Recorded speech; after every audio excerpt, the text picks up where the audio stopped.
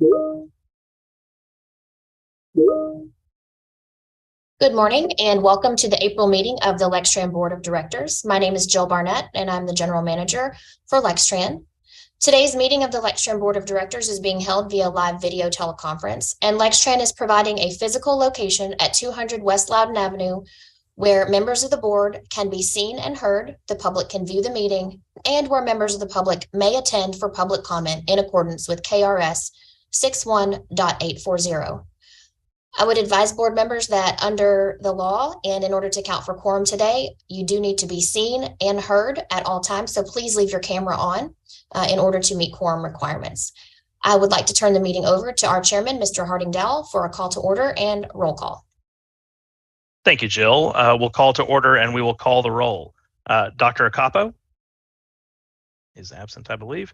And I can't see everybody's I have the boardroom there up on my screen, so I can't see everybody's individual. So if you could please give me a verbal here or present. Ms. Rogers? Present. Mr. Ward? Present. Ms. Borges Gonzalez? Present.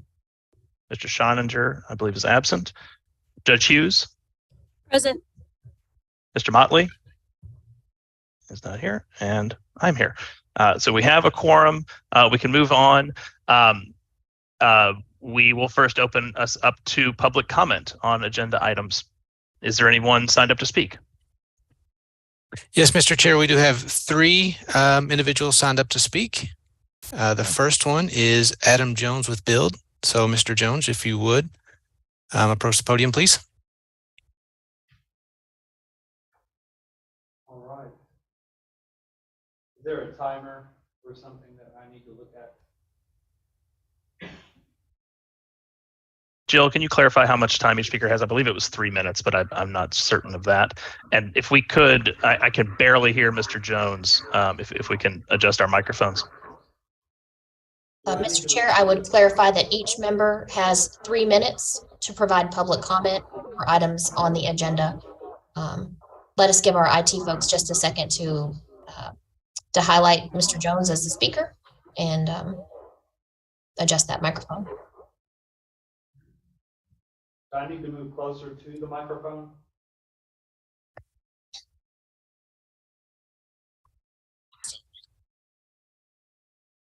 Is that okay? Is that better? That's better. We can work with that. Yep. Okay.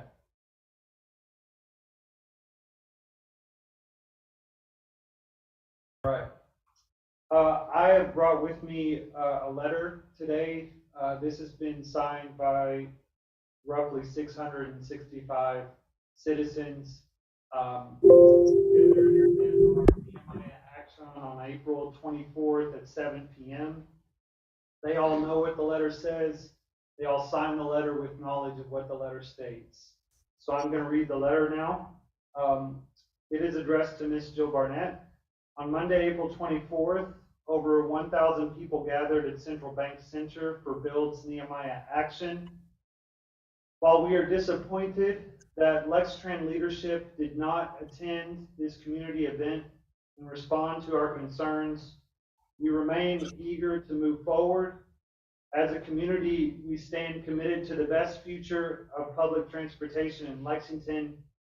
We urge Lextran again today to undertake a complementary service design with VIA as a first step towards establishing a microtransit service in Lexington, and to meet with Build to address ongoing transportation concerns.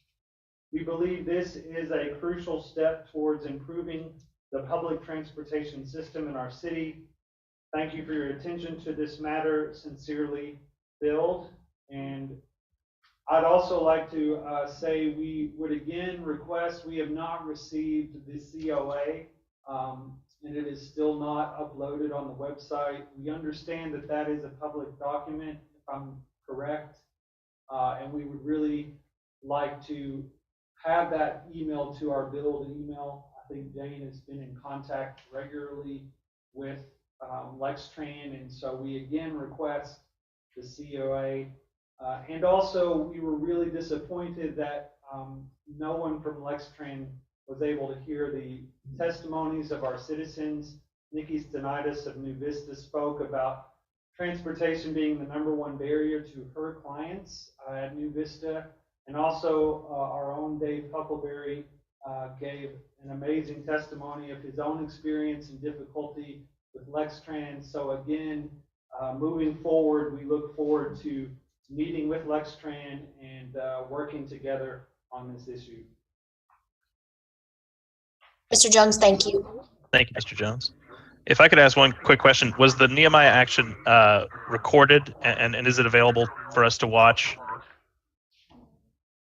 No, it's Okay. not recorded. We only do that live deliberately so that officials are there with us. Sure. Understood. Thank you. Okay. Who's next? The second is Luke Embry, also from Build.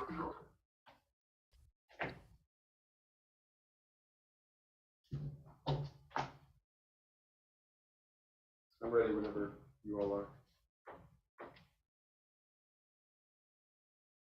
Hi, everyone. I want to thank you for the opportunity to come and speak during this time of public comment. I attended the Nehemiah action here this week. It was actually the first action that I had participated in.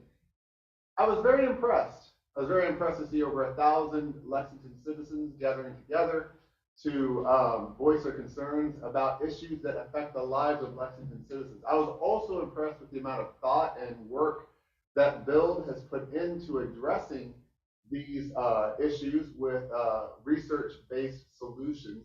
I was surprised, as Reverend Jones just talked about, that no one from Lextran was there to hear such an engaged and genuine group of citizens gathered together in good faith.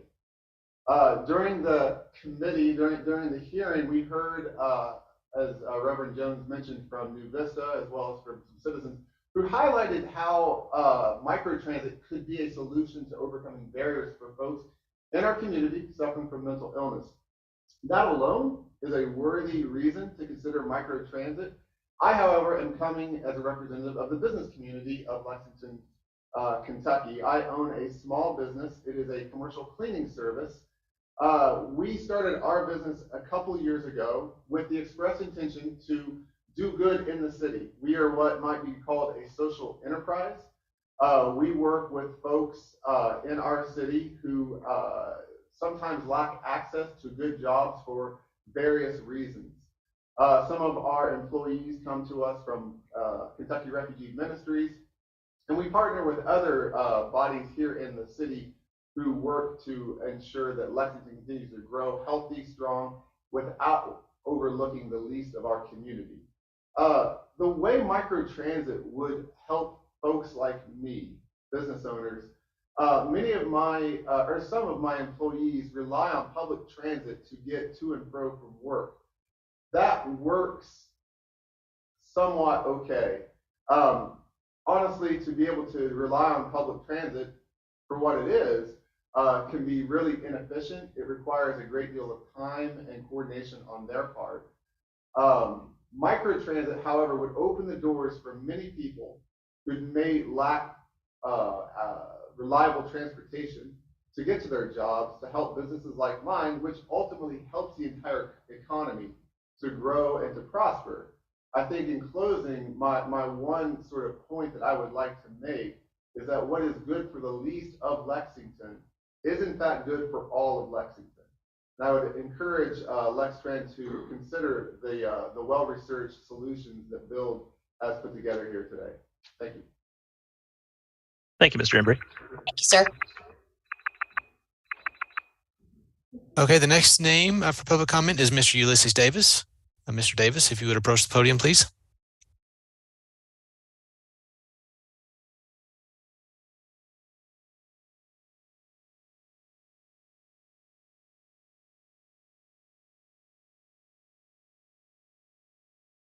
Yes, thank you for hearing me today.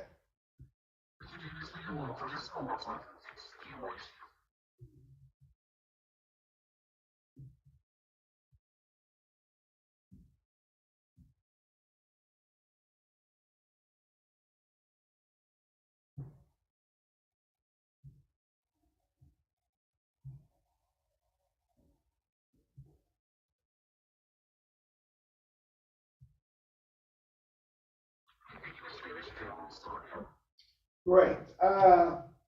I'm coming here today because we're having a problem with the homeless and the poor dealing with the Lextran Center. We have a number of your supervisory staff creating adverse policies that don't exist, telling us things that interfering with our travel plans, and then making statements that are indefinitely in violation of the 1964 Civil Rights Act, because the homeless and the poor are considered a class of people. And because of that, they are telling us about rules and regulations that have not been posted for individuals to follow. Now, as you know, the weather becomes inclement and individuals immediately go to the Lextran in order to get out of the bad weather. But for whatever the reason is, they are being attacked for doing so, and they're being singled out. In fact, they are being told about their travel plans, and from my understanding, that's a part of personal privacy. They shouldn't have to explain what bus they're getting on, where they're going, or what they're trying to do, when that is the main purpose for Lextran, to service all the people, not just some of us, but all of us, the whole community, the poor as well as the homeless. And so I'd like to mention a couple of these supervisors. One of them, his name is Mr. Williams, another one's name is Eric, and we have one that's extremely terrible. His name is Mr. Gary. I don't know the name of these individuals. I contacted someone here to send an email to have the identification book of your employees that operate the Lextran Center in order to point these people out and to deal with them and their negative behavior towards individuals using the Lex Transit system. Now, even if they're just trying to get out of the cold, no one can tell them what buses they can get on and when to get on the bus. But even though you do have a severe weather policy, the individuals claim that those shelters were supposed to be open and they're not open. And so then they'll go to the shelter there, the warming shelter there, and they're still standing in the cold when they could have just stayed right where they were at. So there's got to be some way that we can work with fixing these problems down here at the Lextran Center and somehow to correct the supervisors and their negative behavior.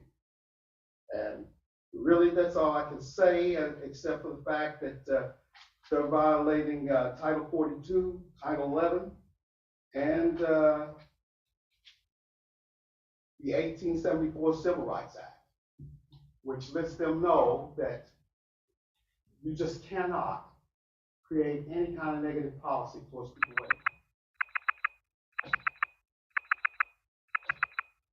Thank you. Thank you, Mr. Davis. We appreciate your time. And Mr. Chair, that concludes the list of public comment for today. Thank you very much, Fred.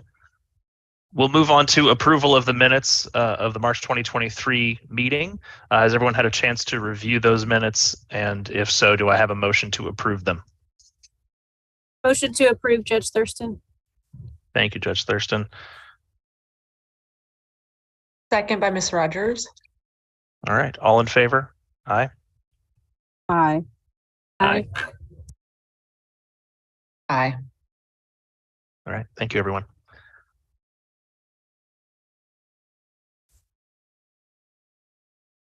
Okay, no chair's report this month, so we'll move directly into performance report and financials. All right. Thank you, Mr. Chair. I would welcome Mr. Fred Combs for the delivery of the performance report. And this could just be an issue with my screen or my inability to operate this correctly, but I see that as the primary content, the boardroom today. Not sure what others are seeing, but I can resolve that if that's an issue with me. I can see the shared content on the other screen. I think we have an operator error. I will correct that.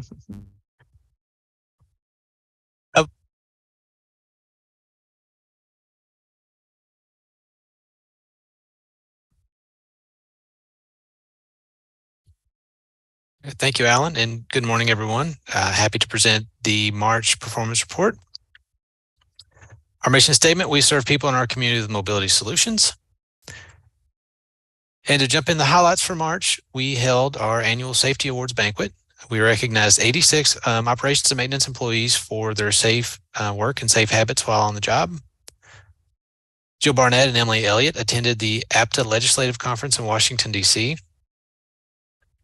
And we celebrated Employee Appreciation Month in March. We had snacks, coffee, hot dogs, donuts, ice cream at different times throughout the month. Was really a good event that we got some positive feedback from employees. We see a Mr. Softy ice cream truck, and then Chris enjoying a donut. So that was fun to always have a treat throughout the month of March. And a group of our staff attended the Transportation Policy Committee orientation on March the 21st.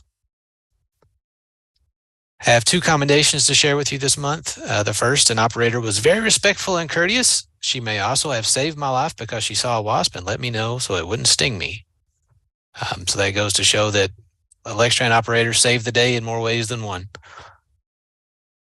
And another customer said, I would like to thank all Lextran drivers for the work during the windstorm. So kudos to our staff for the accommodations in March. Our fixed route ridership for the month, we are pretty much right on top of our monthly average that we've been tracking. So this is the third month in a row that we've saw some really strong ridership returns. In the paratransit, we are still trying to catch back up to that average. However, in the raw score, the 12,573 trips for the month is the highest since our ATP Dev started to run the service in October. Our percentage change relative to the monthly average, again, we see our fixed routes. I think we're about a half a percentage point below the average. So we're still right there with that strong ridership. And on the paratransit side, we've sort of bumped around between 20 and 30% for the last few months. In the system productivity, our ridership was 315,000, and we are about 600,000 trips for the year over where we were last year on the fixed route side. And on paratransit, again, 12,500 seems to be a strong score since we have transitioned to our TP Dev. We are lagging a little bit behind where we were last year to date. On safety, our preventable accidents per 100,000 miles on fixed route was really strong. We had a bit of a bump in the road on paratransit. And then our other KPIs, injury frequency rate, we're still trying to sort of recover from those few months we had earlier that sort of sent our yearly number a little higher than what we would like to see. The other metrics there are pretty consistent with what we've seen in the past. And lastly, on maintenance, we operated 8,700 miles in between roll calls in March, and our maintenance staff completed all 62 of our preventive maintenance inspections on time. So happy to entertain any questions on our KPIs.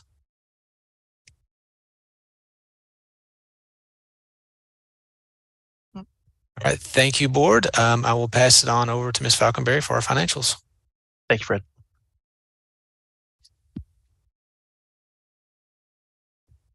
Good morning. As we take a look at the balance sheet, we are on page 17 of the board packet.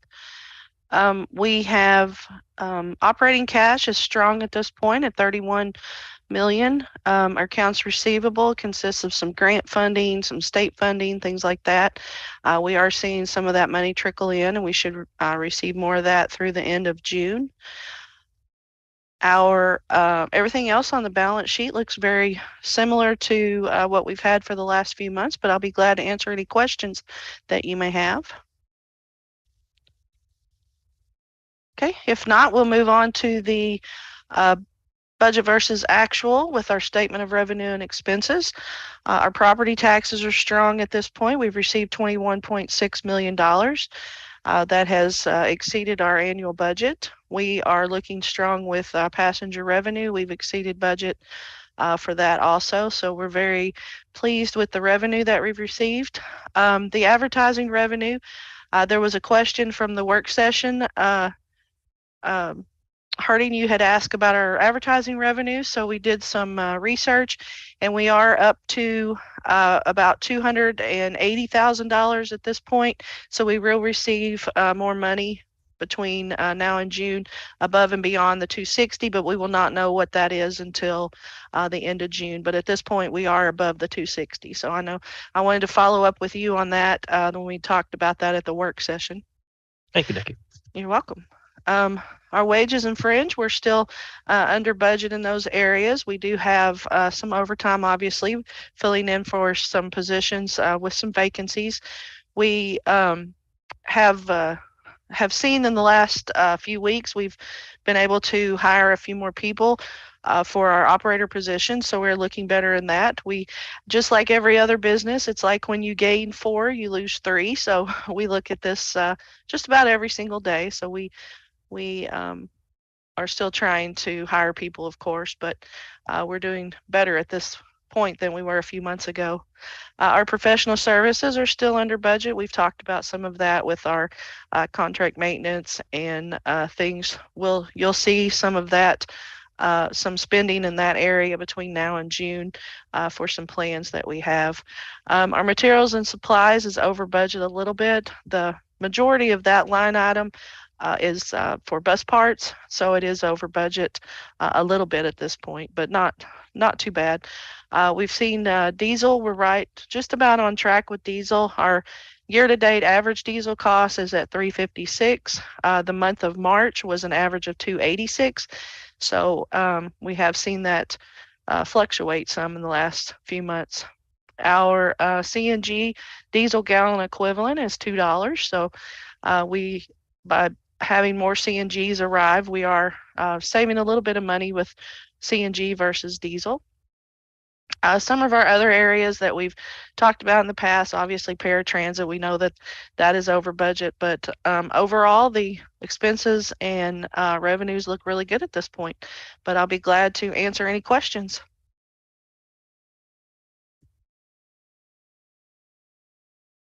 Okay, I'll turn it back over to you, Jill. Thank you. Thank you to Mr. Combs and Ms. Falconberry for the performance report and the report on the financial documents. Mr. Chair. I believe we have 2 action items this month. First, we'll start with Resolution 2023-05 regarding operator uniforms and maintenance gear.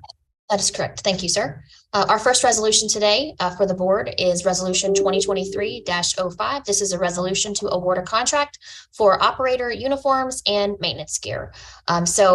As is the normal case, we released a request for proposals back in January with proposals due in March for this particular item. I do want to make note for the board that our collective bargaining agreement with ATU Local 639 outlines the provision of operator uniforms as well as rain gear, winter gear, and safety boots for our maintenance employees. So that is the content of this particular RFP. So we received 3 responsive and qualified proposals from National Workwear, Centos, and Galls. We held interviews with those parties, and our evaluation committee rescored their responses following those interviews. National Workwear received the highest evaluation out of all of these, and they are recommended for contract award today for operator uniforms and maintenance items that I outlined earlier. The term of this contract will be for 5 years, and the present source of funds for this contract is local mass transit dollars. So if you have any questions about that, please let me know.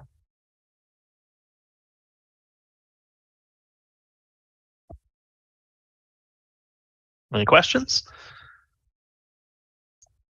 All right, then is there a motion to approve Resolution 2023-05?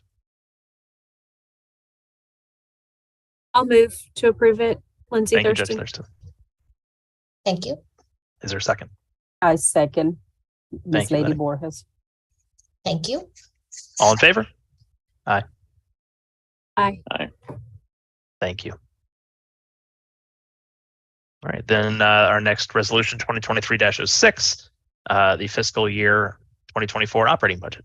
Yes, this resolution 2023-06 is for the fiscal year 2024 operating budget that was viewed by the board at our work session last week, and prior to that was gone over in detail with our finance committee on April 14th. And a couple of items that the finance committee offered feedback on were incorporated into the budget prior to it being presented at the work session. The chairman of our finance committee is Mr. George Ward, and I wanted to offer him a moment today if he had any comments about this budget before getting further into the resolution. Mr. Ward. Thanks, Jill. I made some similar comments at the work session.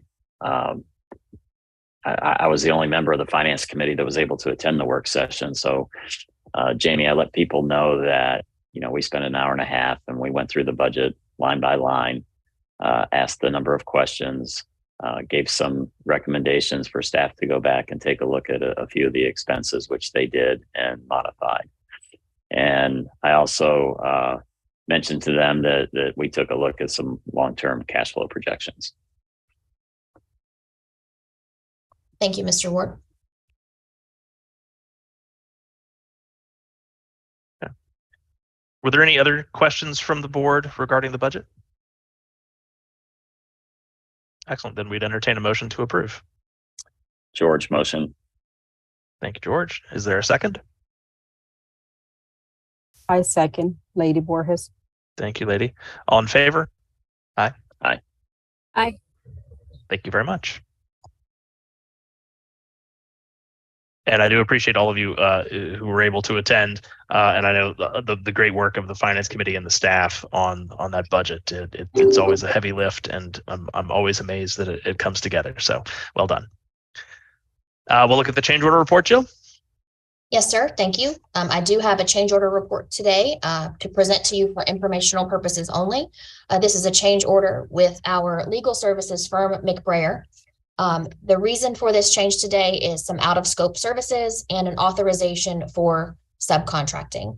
McBrayer will subcontract with a firm who will represent Lextran for an impending employee arbitration.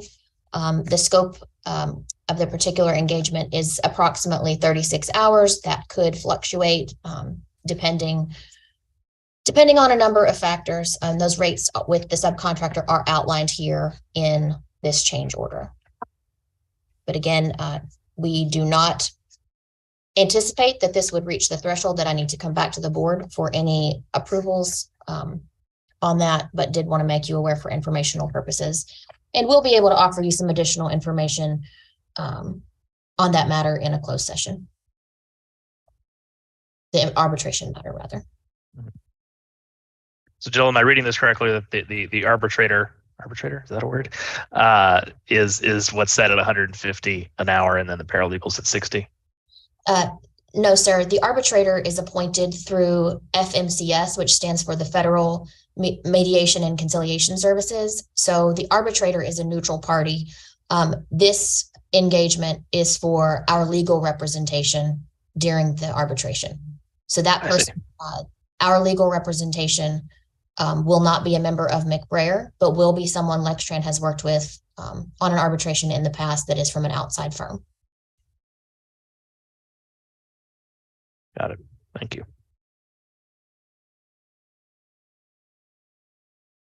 Okay. Thank you for that, Jill. Is there any old business or new business? I do not have any old or new business to report at this time. Okay. Do you want to run through the proposed agenda items? Sure. We have a couple of proposed agenda items for future meetings. Some of these may be ready for May or not, but just having these on the radar. We have our resolution for IT services that for a contract for IT services for outside help, a resolution for electrician services. We also foresee a procurement policy update. And I know you might be saying, like, I think we just did this. But the reason for that is something that passed in the recent legislative session, House Bill 522, as it pertains to the KRS 45A.385. That KRS is Kentucky Model Procurement Code.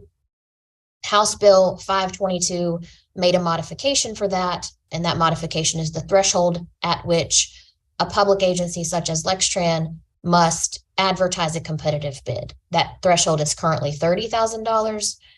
the recent legislative update moved that threshold to $40,000. My guess is due to increasing market prices across the board. That's probably the reason for that change. So FTA says that you must follow the either federal rule or state, the stricter of the two. So in our case, that is the stricter policy is at the state level. So that would be a potential policy update for us. And then another proposed agenda item is a presentation, which would be an update on our RAMP program, which is buses, shelters, passenger amenities out in the community. That was requested at a previous meeting from Mr. Motley. So I foresee that sometime this summer. Those are the items that I know of at this time. Got it. I had a quick question about IT services. I assume we have, I've seen them working right now, some internal IT staff. So what is the nature of the IT services that we contract out? We don't currently contract out anything, but there are some bigger items that, well, I should say we don't have an ongoing contract for IT services at the present time.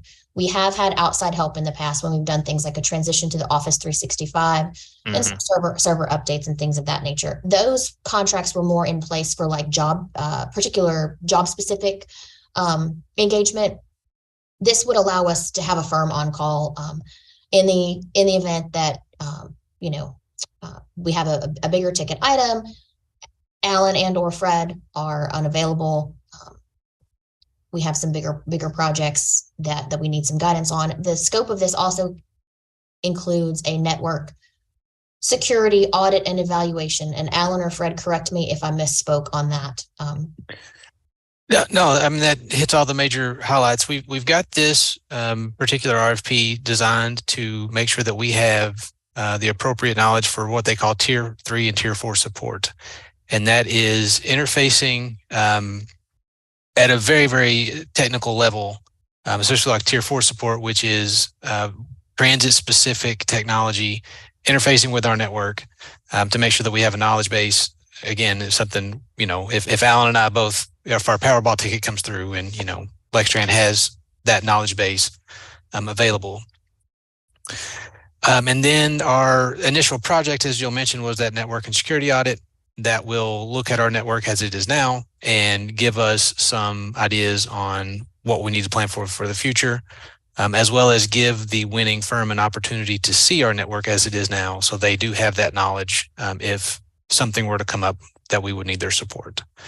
So it is to support both Alan and myself in technology here, and also give Lextran some, I want to say insurance policy, but some help and support beyond what we can do here on staff. Mm-hmm. Has this been a local call or regional national firms bidding for this?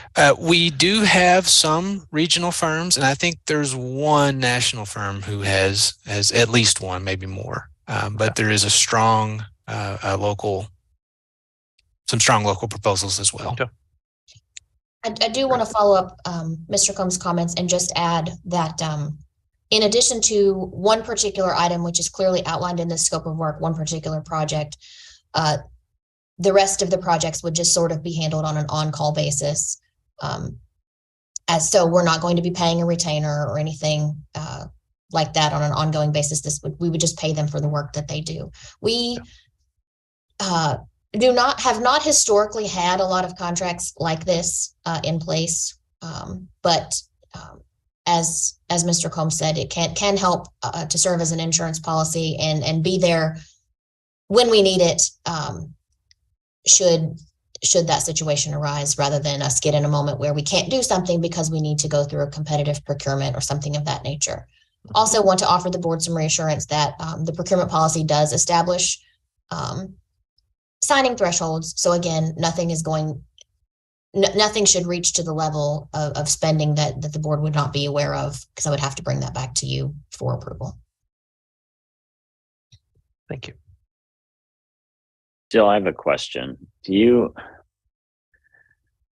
have the ability to do a consulting RFP for a variety of consultants and set up a consulting pool that you just, they go through the competitive process, but you only pull on them at a time that they're needed, and just kind of do that as a lump for a variety of different things, or do you always have to go topic by topic when you do the procurement?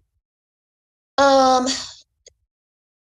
believe we could do what you are describing so long as we spelled it out in the original documents. That way we would avoid any protest from someone saying, well, I didn't have the opportunity to bid on those services. Had I known that you wanted something like that, I could have offered that. I know, I believe at one time, UK did something like an approved bidders list. I'm not sure if that is still the case, but we have done stuff like that for printing services, which is, a much more specific item than perhaps what we are talking about. But it might help for us to talk about that in more detail, Mr. Ward.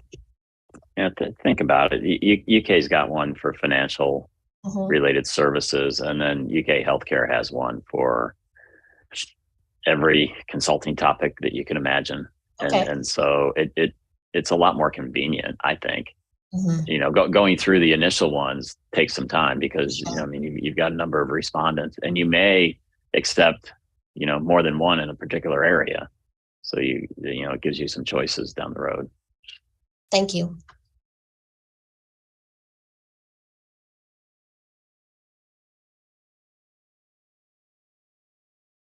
All right. I recall that there is a need to enter into closed session today to discuss employee arbitration.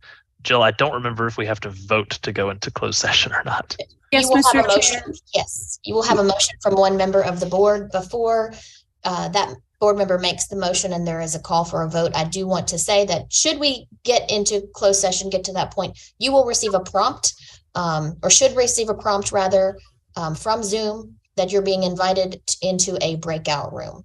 If that does not pop up on your screen, please look across your bottom panel for a button that says breakout room. And please make your way there. That will take us into closed session and off of a live broadcast. I will turn it back to you and a member of the board that I believe is going to make that motion. Yes, Mr. Chair, at this time, I do make a motion to enter into closed session pursuant to KRS 61-810-1C. I believe we have a matter to discuss in regard to pending litigation regarding to our public agency. Thank you, Judge Thurston. I'm sure you had that statute off the top of your head. I Is there a actually second? did know it, but I was reminded by our general manager. Is there a second? George, second. Thank you. All in favor of entering into closed session? Aye. Aye. Aye. Thank you.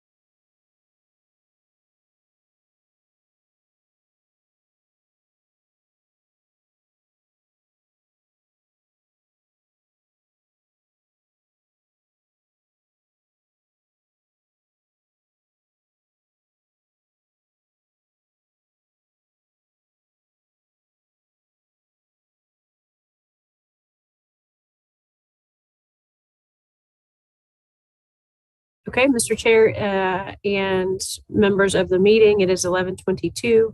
We are out of closed session and no official business, no official action was taken within. Thank you, Judge Thurston. If there's nothing else on the agenda, we will stand adjourned until next month. Thank you so much for everybody's time.